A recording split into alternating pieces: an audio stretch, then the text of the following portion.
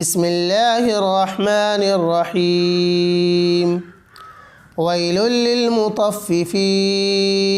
الذين إذا اكتالوا على الناس يستوفون وإذا كالوهم أو وزنوهم يخسرون ألا يظن أولئك أنهم مبعوثون ليوم عظيم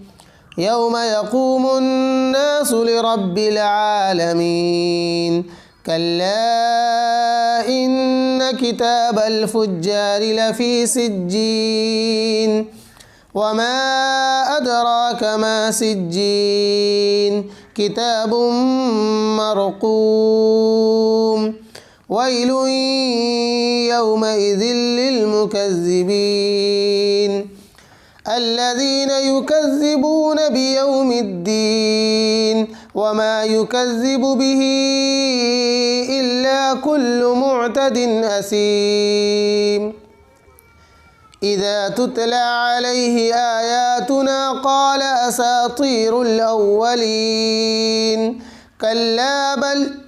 ران على قلوبهم ما كانوا يكسبون كلا إنهم عن ربهم يومئذ لمحجوبون ثم إنهم لصالوا الجحيم ثم يقال هذا الذي كنتم به تكذبون كلا إن كتاب الأبرار لفي عليين وما أدراك ما عليون كتاب مرقوم يشهده المقربون إن الأبرار لفي نعيم على الأرائك ينظرون تعرف في وجوههم نظرة النعيم يسقون من رحيق مختوم ختامه مسك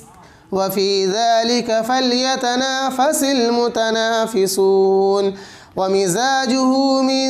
تسنيم عينا يشرب بها المقربون إن الذين أجرموا كانوا من الذين آمنوا يضحكون وإذا مروا بهم يتغامزون وإذا انقلبوا إلى أهلهم انقلبوا فكهين وإذا رأوهم قالوا إن هؤلاء لضالون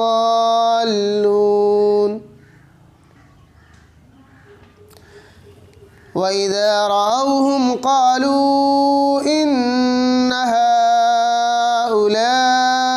لضالون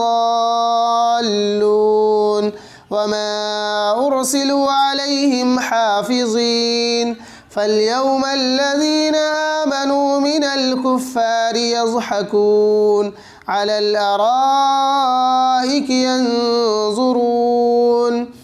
هل ثوب الكفار ما كانوا يفعلون.